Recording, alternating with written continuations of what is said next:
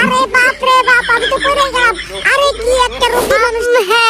তুম হে মুলাকাত করেंगे, বিকু আমার লাগা হইছে দিওয়ানা, জোরে জোরে করে পাই খাজা, গুলিস্তানের মোড়ে বসা বন্ধু বেসে পান কেছে রে।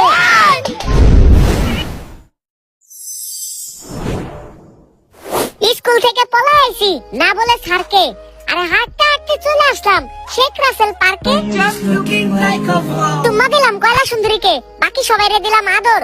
আরে কয়লা সুন্দরী পরে সোয়েটার আর আমি পরি চাদর। বলো কি, তুমি সত্যি বলছো?